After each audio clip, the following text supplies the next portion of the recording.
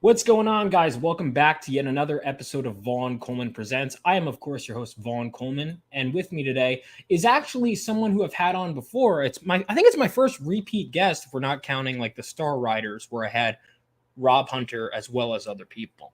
So, ladies and gentlemen, if you've been around for a while, you know him, and if you've never seen him before, please welcome him, and maybe you'll check out his book. Ladies and gentlemen, Paul Thayer.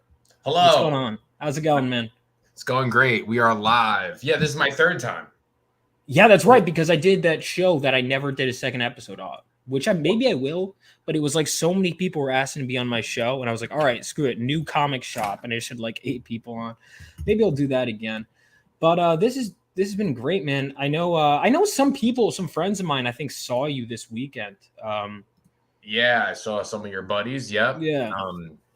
It was great. I actually introduced you myself to your buddy Billy as well. Like Oh, asked Billy me a Tucci? couple Yeah, how times. was Yeah. he? He was great. So I spoke to him a little bit. Super cool guy. Yeah. Baltimore was very fun. You getting on that show? You getting on Pop XP? He told me to email him, so I just emailed him earlier today. So. Oh, okay, gotcha. Yeah, let me know if you need any help with that, because I know I'm with friends of those guys. Got some cool people in the chat. Let's go ahead and bring up your campaign, because so for context, so I think your first con ever that you were tabling at was Terrificon, right? Which, fingers crossed, I'm going to be tabling at Terrificon this year. We'll see if I can get my book out in time. But I think that was where I got issue 0, your first episode, and I still have it around here somewhere. And since then I've been back in every book. Appreciate that. But now we have the trade paperback. Look at how far you've come, man. Only like what, 3 years? You're on your first trade paperback. That's awesome. Yeah, trade paperback. This includes episode 0, 1, 2, and 3. We actually remastered episode 0 and episode 1 in this book to make sure everything's flowing. Grew with the book. And then episode 0 actually had a different letterer on it from the other issues. And we made one letterer, tuned the whole thing up, made sure everyone's thought bubbles were exactly the same, written the same. So it's definitely a new book for new readers. And some of the endings, if you are a guy that did already get the single issues, it would end with a giant splash page or to be continued. I added some words now. So it's just like a one big flowing book. You changed? Oh, so I'm curious about that. Yeah, because I plan on doing a trade eventually, debating how long I want to wait. Did you know, like, when you were writing it issue by issue, that you wanted to like end at issue 3 and say like, hey, this is where a trade, or was it just kind of you went with the flow? Yeah, it just ended up getting to that point. Originally, and I might have stated this before, Project Naosis was only supposed to be like 6 issues, but it just kept growing. It kept growing and growing. And characters that come out at the end, for example, the character Vantage, who is the main villain of the first volume, he just ended up being a bigger part than he was supposed to be, just because I loved his design. And once I kill him off, they're dead forever. So I got to drag it off. You got to drag it out, yeah, and then make it super special. And this whole arc is basically landing you into the world and giving you the main characters and what are we building off? Who are the heroes? Who are the villains? And we're going to be diving into volume 2, hopefully very soon. By the way, thank you in the chat. Vaughn equals artistic powerhouse. Thank you, Scott. Yeah, no, Paul is also an artistic powerhouse, man. He's great. And one of the things, your salesmanship too. If you watch this guy at cons, man, it's a sight to behold. Got 31 backers. How many days has this been up? This is day 3. Good shit, man. 31 backers. That's a really good shit. But we can get it higher, guys, if you have any interest. This book, I love the character designs too. Like I've said that I think I've said that every time we've come on, and probably every time we've seen him in person. But it's character design to me is something I've really grown to care about. Like my comic part of it, the interiors, I like put them on hold for a bit because I'm like, let me make sure I like the way the characters look before I see them in action. I think like you look at some of those, there's some artists who I really like whose character designs I don't love, and vice versa. I think it's like really important that a character has a distinct look. And what I like is like this book has a very, distinct feel. It doesn't look like every other superhero book. I like that it's got that like modern edge, but there's still color. Because a lot of the time when people go in the hyper violent route, like you're doing. They think that means you just desaturate everything, right? And I like that the characters are still bright and colorful. Really still feels like a comic book. And then when someone dies, it's like, oh shit. Yeah, we have some really good colorists on the book. Brian Valenza did episode 0. He does Ghost Rider Venom. He's literally on every Marvel book right now. And he made things really pop. And then he started blowing up with Marvel. And I was like, oh my God, I lost the colorist that I made this awesome book with. Like, what am I going to do? Going through tons of people. And that's when I met Prasad Rao. And he recently got picked up on some DC stuff. He did the Night Terrors for DC. He works at One FC, the fighting company. And he's making some super great stuff, but he's someone that's so involved with the product that, he's just pushing forward with us, and we're making something special. And the colors are a huge part. A lot of people don't think the colors are, but once it can make such a difference between like how the whole feel is, if it looks like it's animation or, just basic flats, like, and they really put that next level to it, which I really enjoy as me personally, as a reader. Yeah. I noticed that too. Like the more I've creating, the more it really makes me appreciate all parts of the creative process, And so I definitely try and take a look at that stuff. I want to go ahead and play the trailer, and then we can just talk about the book, because I know some people maybe don't know your work who are maybe discovering this for the first time. Do it up.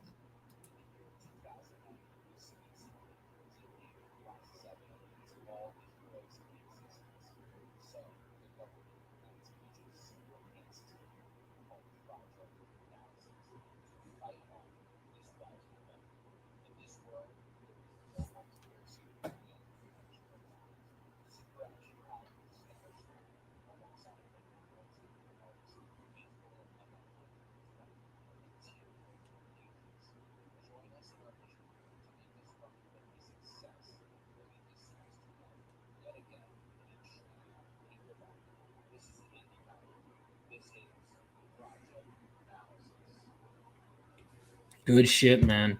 Good shit. So there we go. We got the early bird. How long is the early bird available for, by the way? So we're doing 1 week on 2 separate early birds. One is the trade paperback for the cover A by Julian Shaw, who did 11 pages of Project Naosis episode 1. He did the origin story of Michael Evans in our book. He recently got picked up. He did the Spider-Man annual this year. Oh, I didn't realize there was no volume. I should have asked. I'm sorry, guys. Was it just quiet, the video? All right. Well, it was only like 45 seconds. All right. You guys will have the link in the I'm consummate professional here. All right. Yeah. I'm sorry. What were we saying? Yeah. So that trade is actually a little bit cheaper. And then we also have the Super Analysis Pack. That's $50 off. You get absolutely everything. You get both trades. You get all single issues. You get a variant cover in there. So it's super cool stuff. Really happy with these 2 covers. Corey Hampshire literally finished that X-Men homage cover literally like Sunday night, with Prasad coloring it, and we had all the edits. We had so many different variants on what we thought it was going to be, and I'm super excited. That looks so cool. I can't wait to have that on the table. Dude, yeah, I mean, I can't wait. Obviously, for those in the chat that know, I'm a massive X-Men fan, and this obviously giant size X-Men #1 is like one of the best issues ever. Hang on, I got it. And I don't know if you've read it or if did you tell him to homage that issue, or did he just? Yeah. It's always so we did that homage, and I think I can find in a second. Yeah, I have the last one. It's funny. The one you just did was like one of the latest. I finally got to the first appearance of Cable because I'm reading like all the old New Mutant stuff, and then I know you sent me that cover. Which is funny because I just read that recently, but obviously, I love this cover, man. Like that's got to be one of the most classic covers out there. And it's in through the old, out through the new. So if you read episode 0, it doesn't go well for the old heroes. You know what I mean? Crimson Pain puts a little beat down on them. So behind them is the old characters. There's one character that you don't know yet, and there's going to be, of course, we're going to do something later on with one of those characters, but they're all gone.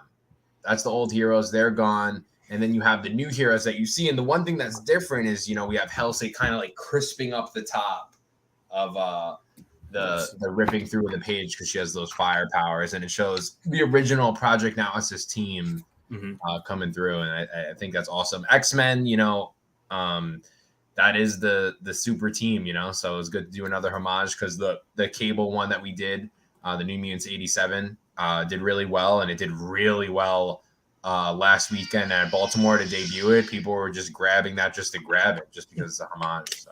Oh yeah, is that? Yeah, maybe I should do one of those. I've considered the concept for sure of doing an homage cover, but I hadn't done it yet.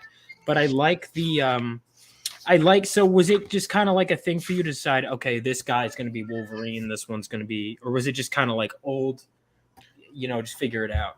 So basically, how I do a lot of things with my artists is I give them a best description possible, or just tell them what should be included, and then they go with it. And of course, I said Omega has to be front and center, and Hellsing had to be flying in the back, but he chose really where everyone went, based off of them knowing the characters, and that's what's great working with the artists to actually know the characters. Makes it so much easier. Yeah, that's one of the things that has always been important to me when it comes to talking to artists, is like I was having someone design characters, and I'll go on even just about their personality, and so, like I'll give the basic info, and then I want to see extra. Like I give them extra, and sometimes they'll incorporate their personality in ways I didn't expect. Like I mentioned, this guy skateboards, never in the comic, and then they're like, okay. When he does his makeshift costume, the artist, without even telling me, just adds like knee pads and stuff. And it's like artists who are great storytellers will do stuff like that. So I always love that. BS Warren says, "What's cracking, crew? Paul, great to see you." And I assume he was going to say Baltimore. He was one of the guys that I know. He messaged me saying, he was like, "Oh, I met Paul." Yeah. It was good to put a face to the name, because he was no face on the last one. Yeah. Oh, that's right. I forgot you guys streamed together. We streamed together. Third one. I'm a vet now. Yeah. There we go. So all these books, do you have a favorite issue you've done so far? It'd be two, honestly. I love, if I had to choose one out of Project Naosis, I love episode 3. I just think it came out really well. The fights are like insane. It wraps a lot of things up. And then honestly, my second favorite issue is Omega 2090 Book 1, which you could add on as an add-on. It's just a little more grounded book from a soldier mission that dives right into episode 0. So that's something that you could link the two together. And I know that one does very well at conventions as well. Gotcha. It's just a good way to enter into the world. And since the audio didn't play, did I ask you to explain the plot? Because I know the audio didn't play, so I just kind of didn't. Yeah, it sums everything up very well, very quick. I'm sure it did. It's basically for all the people that do have books and stuff, you need to have your pitch under 20 seconds or less, realistically, if you want to, grab someone real quick. So basically, in the year 2090, a speedster named Crimson Pain rises up and he eliminates all the heroes in existence. And he doesn't eliminate, put them in jail. He eliminates them by ripping out their spines or their hearts and killing them off this planet. So the government was originally split into 3 nations, now unites under 1 nation, and they have to make a new protocol called Project Naosis, a secret initiative of super enhanced soldiers to eliminate this rising rebellion any means necessary. They are heroes, yes, they are soldiers, but they have the due diligence to kill off these villains any means necessary. And as of issue 1, they are a secret unit meant to kill. And of course, things can go another way. Absolutely, man. It's really cool seeing your unique take on the superhero genre. It's definitely something different. That was one of the things that drew me in when I first read issue 0 from you. Is the you do this whole world building. I imagine you must have a shitload of notes on that, and you could just tell from issue 1 that you have so many extra plans that you're just hinting at. And so we do have, I just went back. It took me so long because originally it was going to end at episode 16 and it could end at episode 16. But I just went further recently and I broke more and I make sure everything goes through. If I ever write a script, I read all the books that I have already to make sure everything lines up, because that's something I personally can't stand, when something doesn't make sense from another book and you don't know what's going on. And it can't be too crazy. Realistically, I did have even people at conventions that buy an episode 2 first or buy an episode 3 first, and you can grasp what's going on, but it feels knowing. But of course, for the reader that loves each issue, it's of course way more expensive. And yeah, that's the thing too. I would recommend just based on it because there are times I've had to when I pull out your stuff, just because there's time and I know you keep their continuity is like very. I have to go like very involved. I have to go back. What was it back here? And so I imagine reading this in a trade is going to be a great reading experience, like for new Yeah, readers. it's super, super awesome. Hold on, let me see if I could. And the thing is, our attention spans are much shorter now in a lot of ways. In some ways, because of the internet and everything, and so often I'll get a comic, and then a month later, I'm like, "Wait, what happened last issue? I don't remember."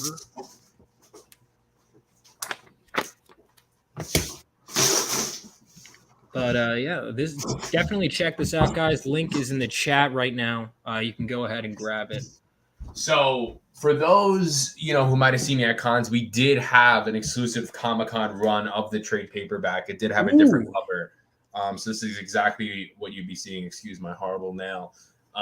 But it flows great. It has every single issue. Has some variant covers in there. Everything loops in as one book. So we have crazy art. It's glossy on the outside, glossy on the inside. We use the Gemini mailers for everything, so it makes it super awesome to handle these books and get them to you. And cover on the front, always cover on the back. Yeah, the back cover is a cool touch too. I always pay attention to all the unique things people do with crowdfunds. Like I like that you have the same back cover for every book, and it's not like it's like just the right amount of minimalist. I really like that. Your covers too are very, very much striking. And it's the same thing. It's like, hey, like I talked to Julian, I texted him, and I said, hey, I want these two characters fighting off. He'll send me like 3 different designs. I'll say go with A. If you overthink it too much, Yeah, I need to work on that. I overthink so much, man. Yeah, I usually let it go. I do have some covers that we didn't use yet, just to have. And originally I was going to do a New York Comic-Con variant for one of these, but it's just going to be the episode 4 cover. I have it on my Instagram. It's like holding the spine. The more I work with an artist, the more I'm able to let things go. But when it's like your baby and you're just kind of like giving it to someone's hands, it's like you're, not quite ready. But I think like once really we start getting a flow going, it starts to pick up. And scroll down a little bit. Scroll down. Oh yeah. Which one? That one right there. See, like that's what a hero does. Up a little bit. Look at that. Pow, right to the face. The jaw. Let the eyeball, coming out. It's war season. Crimson Pain. A slight spoiler. You find out on page 1. Kills 90 million people on page 1. This guy is not a guy that they want to, make cupcakes with and sit down and have dinner. They need to eliminate this team or more people are going to die. So, of course, there's also going to be repercussions to this. Like any person that kills someone will have different thoughts. Some guys can easily take that and keep going, and certain characters are going to have a different effect to all the things that they do. So don't think it's like, hey, these guys just murder these people all day and they're fine. The more we go, the more these characters will be developed as well until they get the kill. So, yeah, man, that's awesome. I think that one of the things that kind of sticks out here, just in regards to all this, I mean, one of the things I know you point out, the no multiverse, the no back lives, is really just a story. And it sounds to me like you have an ending in mind, right? That this is. Yeah. So the original idea is the ending. Right. So like, that's like the best way to put it. Like I can end it at this moment that I originally thought up of this insane thing to happen that I would think would be super cool for comic books. But of course, I don't have those characters like that you see on the bottom left corner. That's Spider-Man. You know what I mean? So I got to do it on my own, man, and build everything up to tear it all down. And you got to think realistically. I don't even want you to think the heroes are safe. Like by the end of this, 30% of the people will be the ones standing. So good or bad. Gotcha, man. Yeah, that you're adding stakes is one of the things you really put in right away. And I'm curious because your main villain is a speedster. What made you decide on having a speedster be your big threat that kills so many people? So the thing about the speedster is like when you think speedster, you think Flash, you think Reverse Flash, Quicksilver, No one that's like scary, dude. Nobody that's like Thanos or like Doctor Doom that can come in and just clean house. And that's what this guy is. He has blasters, he has spikes, like he's everything that would have you fearful if you come and face. And anyone that does come face to face with him does get horribly executed. So the time we build up, which we are building up, is to him fighting our main characters. It's not going to go the way anyone wants to be planned. But that's the name of the game, man. And that's what makes comic books cool, that, we could do stuff like this. But the speedster aspect is just like, what is the ultimate thing that can't be stopped? Who could fight 7 heroes at once and still live a speedster? Yeah, I mean, there's so many applications to that power too, and I think people are really seeing it more and more in the Flash mythos. I think I like it because it's like a simple power, but it's like if you really take it to its extreme, it could be terrifying, man. Just the helplessness of being against that too, because people look at Superman, they look at his strength and whatever, but his speed, man, like even on top of that, being that strong, and it's not like, because you normally a lot of the time when they have a strong villain, especially, or even whether it's in a video game or something, they're just like this hulking, slow, and you could dodge their attacks and hit their weak points. Instead of a villain that's strong and then just comes in and just rips you apart like that. And that's just, I got to give everyone a taste. That's just as like little crazy as it goes. It just gets crazier and crazier. Like I love the aspect with even it's coming out tomorrow, Mortal Kombat. I love fatalities. I think that's like the coolest thing ever, to get that crazy final finish. Which we do take a lot of inspiration off of, which I do include. Yeah, I haven't been keeping up with the new Mortal Kombat. I'm normally a huge Mortal Kombat fan, but I've just been so, like in my own head working on all this stuff that I haven't really watched past like the first trailer. But how's the game look? Does it look good? It looks really good. Okay. My rule is intake as much as possible always. Yeah. I recently picked up in the last 2 weeks more graphic novels than I've ever had in a very long time, just to intake so much information to see what works and what doesn't work. Yeah, it's weird. I go through balances. I go through periods of time where I read a shitload or watch a shitload of stuff, and then periods where I don't. Like the last couple months, I haven't been reading as much. So I need to get back to it. But like then there are periods of time where I'll read like 10 or whatever issues in a week. Or like, it really does depend. But man, I mean, and the thing is, I never really regret reading something or watching something, even if it's terrible, because then I'm like, okay, well, now I had that experience. I know, you can learn a lot from, especially like say bad writing too. Like I can tell you how many times I've been like, oh, am I doing this? I don't want to do that, and also from great writing, because you look at a moment that sticks with you and you go, okay, why? And you just kind of dissect it. So I know we've talked about this before, but we have some new people in chat. What are some of your favorite comics? All right. So right now, and I just bought a bunch of stuff. So I just dived back on this. I did meet him at Baltimore, getting back on the Batman New 52 run. I still need to read that, man. I still need to. It's one of my favorite stuff. I don't really fanboy too much, but Scott Snyder a fanboy for. Reading this, awesome.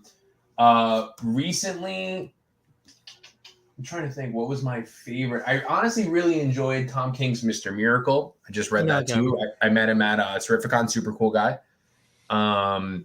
And that was really good. But realistically, The Dark Knight's always a favorite. I love the Batman. What, Dark Knight Returns? Yeah. Yeah, that's classic. I just got the slip case of all those issues just to go back in, because when you're younger and you're reading all these comics, like you love them for a reason. And I'm trying to find out like what was that thing that made me love it so much again. Dude, that I have Kingdom Come behind me. I have the New Gods behind me, Watchmen, just like intaking it, And if I still like it, because that, your opinions change like everybody else.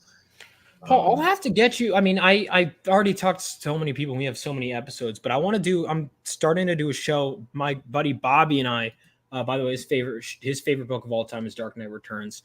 We're doing like a show called Comic Strip Club, where we're just going through and dissecting a comic book. Like we're going to do Dark Knight Returns, Frank Miller's Ronin, Daredevil, and a lot. I want to get through Scott Snyder's Batman run. I've heard nothing but just like, it's the shit. Like I've heard It's it's great for a new reader. It's like it honestly is one of my favorite Batman books, of course, like Under the Dark Knight, because I just dove back in. I love it. oh yeah. And another big one too, I forgot to mention Spawn. I pick up any Spawn issue Oh, and I Spawn. love it. Have you read like the whole series or? I was diving back into that too. Like I have like the first 4 volumes I just read, and I usually pick up a lot of the single issues. I try even going to comic shops and getting all number ones of certain things that come out just to like intake, like I said, as much as possible. Yeah, I used to just go around and buy number ones, and then if it hooked me, it hooked me. If it didn't, it didn't. If it doesn't go up in value, it's like it's $5. It's no big deal. But I used to just go around trying new things. I like backing projects and checking out. I love checking out new IPs. That's the thing too, is finding the balance between like more of an IP you love and like really investing in new ones, like Project Naosis. Is sometimes occasionally you'll find one that's like, yes, like this is something really special. And sometimes they'll take a bit to get going, but I do see one of your guys commented, how do we give direction to your artist? Oh yeah, I'm sorry, I forgot to pull that up. I think that's a great question. That I always do really in-depth scripts, panel 1, 2, 3, 4. I don't usually write. I need a horizontal panel. I need a circle panel. You got to let the artist flow with that. Yeah. Especially if they know what they're doing. Of course, more people need direction than others. But I try to put, my first couple of scripts, I put so much detail. These things were like 12,000 words, but I feel like some of the best products that's come out with me recently are like the ones that are like 6,000. Yeah. It's almost like when you're writing, you have to learn to write more with less. And sometimes, especially I imagine as your relation with your artist evolves, you kind of can take like if you look at even my issue 1 script of what I wrote, the first couple pages have way more description. And then the rest of the comic book script is like very, just this. Here's what happens. And I think that really is just a hallmark of a good writer too. It's just kind of learning to say more with less. Yeah, and you want to, like, of course, like, the guys will send me something. There's things here or there. Like, I'll give you a great example. The one that we just went over when the eye was blasting out. That's not how that last panel was. It was, like, the X's on the eyes. And, like, it was, like, less dull. Like, I was like, no, we need to bring that action in. We got to bring that fatality in. Little notes like that, and they can fix it real quick. Yeah. Usually don't go too crazy with color editing. Prasad does. I think he does it better than I would tell him to do colors on things. That's their strength. So it's just working. It's all about the team that you have too. It's like we work, like the guys I am so grateful to work with. We work so well together that it makes it really like effortless at times. Yeah, man. This is definitely something you're going to want to check out. So we got 30. So it's $30 for the standard trade. Oh wait, or the early bird. So the early bird is just $25 and you get the trade. Yep, trade, and then $5 more a week from now. And then if you want that giant size X-Men homage, that's 30 as well. You can get both for 40, which is a steal if you want both covers. And then the everything we have an early board for, that's $100. You get all the single issues from Omega 2090 and Project Naosis, and you get the 2 trades with 2 different covers, and then it'll go up $50. And then I always throw in a high ticket price to see, if anyone wants something like that. We have for $500, you can design your own cover. Of course, it can't be something super weird, but like if you want like my characters with you or like something like that, because, a lot of my Kickstarters, we do a shout out page where people get their custom characters put into the book. Like for an example, I can show that one for you. All these guys give me notes on what they want their character to be, from weapons to size to face reference, and me and my artist mash it up and try to make you something cool. So I thought maybe for those people that always go for that, hey, maybe you want yourself on the cover. Maybe you want yourself taking a hammer and smashing Crimson Pain's face in, and you get 10 copies of that, and that would be your own book. Gotcha. Yeah, that's really cool, man. Is there a so that's the customized cover, and so anyone can do that? Like, is there a limited amount for people who could do that, or is it just I gotta double check. I can't really see it on I don't think there's a limited amount. But we can bomb out. That's why we said December. Like I can get one of my guys to do a cover in a weekend and get it colored. It's just a matter of, what you're looking to do. And we can do any type of cover. If you want your own homage cover, we would never use those again. It would just be for you. Gotcha. Which I think is cool. I personally would have loved that when I wasn't making comics, if I can have my own guy, destroying one of the characters of the books I was reading. So, and I advertised before too. I had the Omega for you on the. Yeah, this is definitely a book. Everyone make sure to back this one. And I'm trying to think of what. So it's not available on here, but you can, correct me if I'm wrong, you get the Omega as an add-on, right? Yeah, you get cover A and cover A of Omega 2090. It's as add-ons only, or if you buy the giant bundle pack, you get the cover A's of that. Maybe we drop one of these on a Sunday. So on Sundays, we do drop. I'll do a limited amount of a variant cover that we have left, or something that I did a print run of. So, for example, spoiler alert, definitely this is going to be on one of those Sundays. We have some of these left. All right, guys, keep an eye out for it on Sundays. We have the Comic-Con variant. This is the regular one, but there's one that has a seal on it that says San Diego Comic-Con exclusive. I have about 5 of those left. So that will definitely be on there too. That's a 1 of 110. Every Sunday I want to do something different. I see a lot of great Kickstarters that advertise things like that, and it definitely boosts up the volume and it gets you more cool stuff. I have virgin covers of certain covers that we don't sell online ever. Some things I just usually have at Comic-Cons. So is that where you sell most of your stuff at cons then? Yeah, all the variant covers for sure. Like I only sell cover A's on my website. Gotcha. Yeah, that's probably what I'm going to do because when I start mine. Speaking of your website, let me go ahead and pull that. It's project Naosis.com, right? Yeah, and you do get a discounted rate from a lot of the stuff for the Kickstarter, like episode 3, for example, and Omega 2090 book 2 do go for $15 on my site. Oh, nice. And the exclusive trade for the Comic-Cons go for $50. So you're saving money and you get a different cover, and you're making some good savings on that as well. So if you want to go check out Shop would be the place to be. You can see all the books that we have. Boom. Nice. There we go. Have a cover B there. But yeah, we have about 8 books on the site, more to come. We're working on some new a one-shot book that's going to probably be coming out in January. I got more things coming in episode 4, man. We make this big as it can be. That's how more volumes come out. The bigger we do these things, the more issues we can make. All the funding goes to the next books. Everything, as you can see, is already made. I have the trades in my hand. It's just putting a new cover on it. And it's just when's episode 4 coming out, do you think? I am hoping, so I'm doing 2 different ideas. Either I found a great artist. I met him at Terrificon. He draws very similar to the Batman, the animated series, which I love. So who doesn't? So I posted on my Instagram a while ago. You would have to go through so many posts. And I have 2 new characters that do make their debut in episode 4. And I was like, hey, maybe I should do a one-shot with these guys. Give you something else, another way to just jump in. It's going to be 28 pages. We're starting on production of that in 2 weeks. The script was already made. I was fighting long and hard on how to make a good 20-page script, and it just turns into 28 pages because I was like... Sometimes you just got to extend. I've had that happen. I've had it end on I don't know if you've ever had it. Do you ever write for the page turn?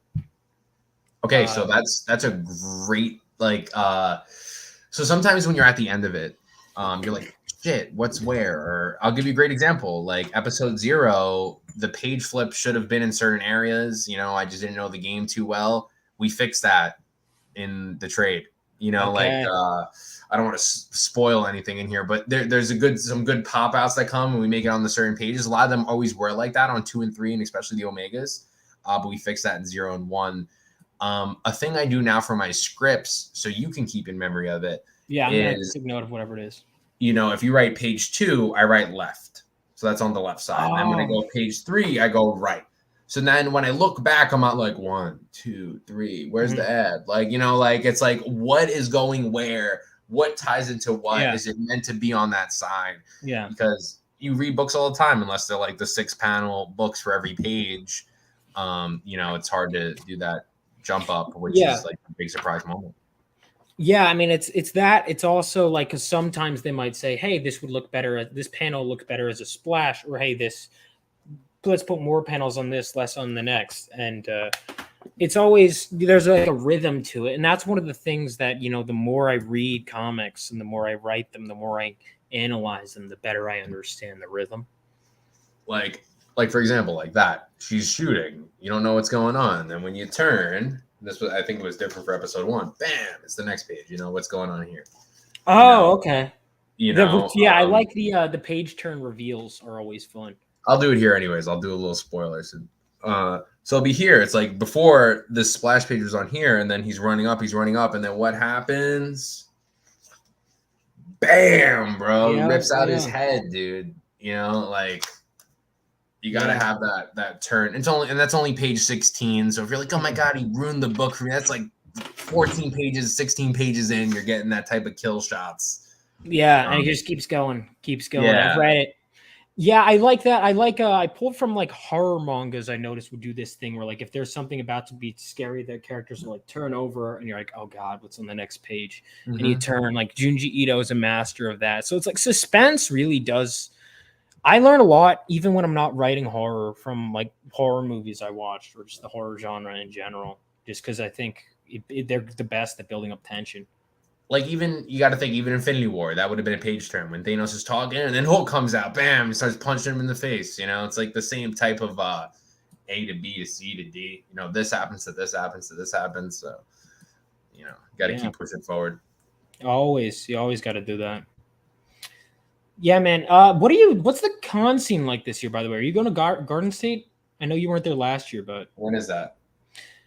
Well, okay, so there's like a Garden State winter that I might just be stopping by as a fan, but like I'm going to be tabling at the summer one, which is going to be. I don't know if it's been announced. I imagine this year was late June, so I assume it's going to be late June. I didn't talk to Dave yet. I would be planning on to do the June. I'm always going to be doing San Diego. I got into New York Comic-Con, so I'll be exhibiting there, which is the first. Oh, nice! I'll be working there. Yeah. I'll start stuff by. Michael Golden. I definitely want to like table at these cons. Like so SDCC, I imagine them. Is that a pain in the ass to get into? What, San Diego? Yeah. So for me personally, San Diego, it goes like they ask you to get the they made me send in my books, like even for my third time, like send in a book that was copyrighted this year. And I just send it in and then they approve me. But I've been really good with them. That's a great team that they have there. And this is the first time ever because they're connected with WonderCon. WonderCon literally emailed me like 2 weeks ago telling me like that they hope that I'm going to come. So like that was like a first time to be invited somewhere, which is really cool. But yeah, always Terrificon, doing New York, doing Baltimore. I'd love to do Garden State. I know there's a lot of ones in Long Island. I just don't know, when to apply for these things sometimes, a rookie move. Yeah, I'm learning that whole as I'm getting my book. I want to make sure because I got to make sure my book is going to be ready because obviously if I show up and I just don't have shit to sell, it's like great. But there's so many aspects of the business to learn and it looks like you're really getting a strong grasp of all of them. And that's good, man. Terrificon now is moving to August. It was actually going to be the same time as San Diego, so it's great that they space those apart. Yeah, that would have been a terrible idea. It was the same con as Tampa was this year, so I was going to Tampa, so I missed Terrificon, which it was the 60th anniversary X-Men, so I missed Chris Claremont, but I had fun at Tampa, so I'm not really complaining. WonderCon's usually the same time as C2E2 too, and now they're different times. So I applied to CTE2, and I'm going to see how that works out. New York was the same thing. They're like super strict to get in, but that team over there, was super nice and communicative, and I'm happy. I'm exhibiting, so it's not. I'm an artist alley. I'm exhibiting, so it's like it's a pretty big move. So we just got to make sure we murder it. Yeah, that's really good. Like, and the great thing for me is not bringing the luggage. San Diego, I'm there for like 9 days. I make it into a vacation. I stay there for like over a week. New York, I get to go, I get to drive home. Yeah. Which is great. Very convenient. New York Comic Con is what looped me into Comic Con. That was my first too. Yeah, my first Comic Con was New York Comic Con. And I actually in 2019, that's where I looked for artists. I was like, okay, I'm gonna make this book. I'll actually show you something funny. Actually, bringing that up. I had these little flyers and I would hand them out, and it would be like the original concept art of Crimson Pain, my information on it, and like a synopsis of the old book, like the original idea for the book, which is a little different than what it is now. Who did that concept art?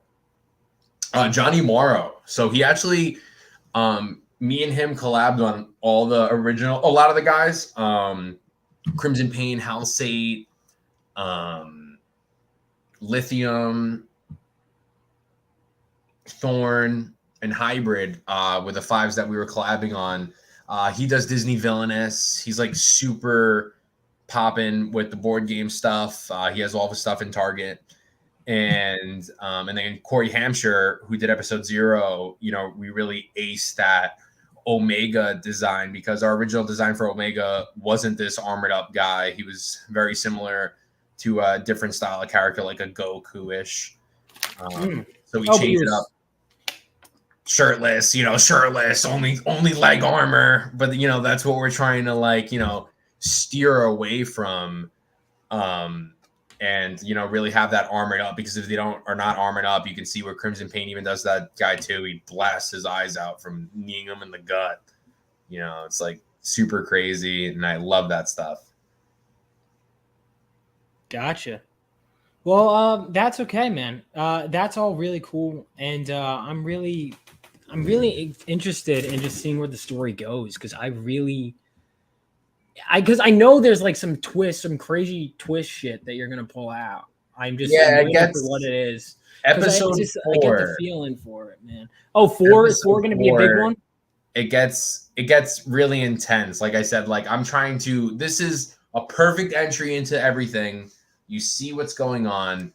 Volume 2 kind of shows even the heroes are they really heroes? Like you would never see Superman doing what they're doing in the first 4 pages of an interrogation scene with a villain. That's all I gotta say with that. And we do have some big Easter eggs. I know you caught on one Easter egg a while back. We have some hidden gems going on, and there's a couple of crazy things that will drop as we go, but it's all things that will flourish. There's another thing too that I see a lot of people talk about is I saw them bring something up in issue 2, and then in 48 they brought it up again. Bro, it's so far away, or they give up on it. They'll give you some cool gem, and then they're just on a 17th arc path. Yeah, they just decide, it's not worth it anymore. It's right. There's so much when it comes to a long form story that you have to take into consideration. It always keeps growing. I know that guy from Baltimore. Yeah. You got my books? I don't know. Did you, Mega Man? That's a good question. I don't know. We'll see. I know he was with BS Warren, so. Yeah, I loved Baltimore. It's such a great con. I'll definitely be back there next year. Yeah. It's definitely improving. Having a trade really does make a difference at a con. And that's what I want to strive for. I really want to strive also, depending, also how this goes. We might even jump right into just a trade for Omega 2090, and I just make the next 2 books and throw it into one, all depending on how these do, because Omega 2090 is a 4-part mini. So it would only be 4 issues anyways. And, the trades are really it's just great to have it. I noticed a difference. I know Kickstarter is a different community. Kickstarter, loves new projects, but I notice a lot of cons is people want the trades, because they see a lot of creators come and go. They're like, oh, I picked up that 1 issue. I hear it all the time. I picked up that 1 issue, and then I never see that guy again. Or I picked up 3 issues, and never saw that guy again. They know a trade. They got the trade. Nothing's happening to this trade. They have a complete story. Mm-hmm. And definitely volume 1 is a complete story, beginning, middle, and end. And of course, there's things that need to add on from the things that we're giving you off. Absolutely. I wrote for a trade, and now I just need to get there in issues. And then I can't wait to have a trade, man. And then I can't wait to finally be able to have this is way later, obviously, but an omnibus, dude. That would be. I got my first one ever. Oh, you never owned an omnibus? No, right? Look at me. And it's They're fun to get. Well, they're a pain to lug around, but they're fun to get signed. All right, what'd you get? King of Black. King of King Black. in Black. Yeah. What's that was so recent. Was that what it was? Symbiote shit, right? Wasn't that? Like, Yeah, it's 1,000 pages. It's Noel. I actually really digged it. I only read the main arc from it, but I really digged it. It was always something I wanted to read. Like I remember when those issues were coming out, and I was like, oh, I love it. But you know, single issues from like Thor and Venom when they're already on like 4 arcs, I don't know where to go, and I felt like it wasn't going to be dive me into it. But the symbiote god, awesome. So awesome. I love what he did. He kills people in there too. It's my style. I love what they did with it. And I've just been buying a lot of graphic novels. Like I got the Complete New Gods, Mr. Miracle recently. I read. Are you talking Jack Kirby New Gods? Yeah. Yeah, that's one I've been meaning to read. Yeah, I'll show you what I was talking about. This bad boy. Saw it on Amazon. It's like the complete Jack Kirby New Gods. And it's different. It's from the 70s, like, so it's, of course it's not like the things we read today, but a lot of people, go, oh, that's my favorite. Or like, this is like the guy who inspired me. And, me and you weren't born in 1960, 1970. So it's good to also dive back on that and, see the differences on what we do now versus what they did then, because clearly everything he did was so artistic and it could be very absorbing and inspiring, which I do like about that. And I see the inspirations that a lot of people have from these books. Yeah, I actually read a lot of older. I haven't read much. I don't know if I've read any. I've read Kirby like characters. I don't know if I've read much Kirby, but like I love those older comics. I definitely want to read like the whole Fantastic Four run. New Gods is one I want to read for sure. His Fantastic Four run. I know him and Stan Lee. How many? They did like 100-something issues, and apparently people say it's like one of the best runs ever. I want to finish Stan Lee's Spider-Man. There's so many runs. New Teen Titans I want to get back to. There's always so much to read and to consume. Yeah, don't sleep on Kirby. He was a huge sci-fi fan, and it shows in his work. I heard that Kirby was like the kind of guy where you could just talk about like these insane concepts for just like hours on end, like the cosmos and shit. Yeah, and sci-fi, it is, my book is a superhero book, but at the same time, it is a sci-fi book, so there is a lot of like different types of technologies that we don't have. That's why I jumped to 2090, because we don't have any of that stuff now. And I can't have flying cars and like tube trains and stuff in 2022 because no one would be like, where is that? Yeah, that was a decision I made when I was doing my superhero thing, is to jump to the future as well and to kind of create a new future. And I think it's fun balancing like the new worlds with like concepts we're familiar with, like superheroes. And because there's always, people say often like, oh, I'm sick of superheroes, but I still think there's so many different ways to tackle superheroes. I think it's one of the genres that really, people with superpowers, I mean, there's just so much you could do with that and so many ways you could take it. And it's so many genres. Like people, like superheroes are, yeah, okay, you could argue they're a genre, but there's like within it so many different types of stories. There's ones like yours is totally different from say like again, Stan Lee is Spider-Man, right? Or it's, there's so many different avenues. Or Green Lantern is another thing where like that's totally unlike other superhero stuff. You could take it all in so many directions. And I think you're absolutely doing that here. Yeah, you need to, man. Like, and that's what I thought to myself too, to make this book. It's like, what would I want? Like, what would I do with these characters? Like, how would I make more characters? Like, I always see a thing that they always recycle.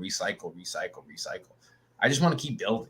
I want to build these characters, different perspectives. And that's the reason why I'm doing that one shot. It's not going to be 2 characters that love murdering villains and blowing their heads off, for the pure, like, it's wartime. These guys are more of a superhero aspect of what's in Project Naosis after what Crimson Pain does to everyone. Because you know, everyone has an effect of anything. Like you can think of any war that we've been in. You know, people have different perspectives. Like people from Afghanistan, you know, see things differently than we see it, or think people from Russia see how we see America differently. You know, so it's all about that perspective at the end of the day. Like anyone can think they're the good guy. Like I want to get so depth into this that you can think Crimson Pain could be a good guy, even though he did all these things, you know, like what's his driving motive? A lot of guys is like, oh, I'm Galacticus. I eat planets. You know, I eat planets. Why do I eat planets? You know, I do this because of this, and this that happened to me and actually gave me some sort of traumatization or PTSD towards this, that I'm just a lethal weapon now and I'm going to just take it out on the world, my evil anger. Like Magneto, it's the difference between a character like, because I like a character like Galactus is great in their simplicity, but then you also will have someone like, you know, Magneto, who's much more grounded. One of my favorite. Yeah, there's so many different ways to go about writing a villain, and I could definitely see the, you know, the Watchmen in there. At least that it's coming, because you get hints that like Crimson Pain has his motives, but obviously we don't know yet. But originally it wasn't even going to be in it of what I was going to do and what happens to make him this way. But book 6 or 7, it's most likely going to be a whole book of just his perspective before he becomes the Crimson Pain, you know, like this evil bad guy that like, because if you read episode 0, like he knows these superheroes. He's talking to them like he knows them. Like they know who he is. Like they don't like, it's not like, oh my God, like in the first 2 pages, this character Axiom is telling him that he's a monster and why would he do this to everyone? Like they even thought that this guy was somebody else. So there's clearly something there that even these superheroes weren't ready, because in page 1 it tells you this was a time of peace. There's nothing going on. Like of course there was things going on like in the media, and the heroes can make a perspective of everything. But he's really driven from something that makes him this way. The same way exactly like Magneto had a different way than Professor X, you know, even though the Professor X now is like an evil supervillain, but you know. Yeah, the X-Men are just not, oh my God, don't even get me fucking started. I haven't read it, so I can't Don't. I read the Uncanny Avengers recently, and I just know that Cyclops is on his 4th villain run as a new character, and he's like Mr. Croca or something. Oh my God. They have They butchered my boy. That's all I know. Yeah, I loved him in X-Men versus Avengers. I thought that was cool. Oh, I never read it. I heard he was horrible in X-Men versus Avengers. I heard he was like an asshole in that book. No, like meaning like that was cool that he was that villain. But he's not a villain. Like that's one of the things that these modern writers have like destroyed Cyclops as a character. He's literally like people called him like a Boy Scout, if anything, and now they make him like a full on like psycho. And that's the thing too. Like this character that is him, it's like they could have easily just made that a brand new character. They could have, but why? A brand new villain. Everyone can fly, and everyone can you know, be like an Iron Man type character, but no one can shoot lasers out of their eyes but Cyclops at Marvel. So yeah, I guess yeah, it's I hit the trigger. You did, man. You get to modern X-Men and you bring something out of me. No, bring it back to the giant size days, like when you were homaging. That's what. Well, actually, not all the way back there, because then you lose like Rogue and a lot of great stuff. Homage without going to the creators that did it. So I did get Batter Blood 2 recently. That's the Rob Liefeld's new book with like Cable and some new characters. It's different, you know. I personally think Rob Liefeld's awesome, so I know a lot of people think otherwise, but you know, like the guys that created it, like we love Deadpool. What is he doing now? Let's look into that. Like it's the same thing as like X-Men. Okay, why did everyone love the X-Men in the beginning, and why is everyone torn like you right now? Like what's the difference, you know? Like if you read it side by side, like I was reading the old stuff and then reading those on the shelf, and I was like, this is not the same, man. Like these are just completely different, not just characters, but like just different, even just like morals that they're writing from. It just didn't feel right. It just felt like and a different voices is fine, but it's like like with your stuff, there's like a consistent voice. Mm-hmm. And we're trying to build off that. Yeah. Like just keep building forward. Like, of course, people are gonna change. Like, and Mhm. like that's really what I'm striving for volume 2. Like, certain characters are going more to their thing, and in book 2, Omega's building something. Like, we don't know what it is yet. He's building something. He has some sort of like anger. Like everyone's driven from something.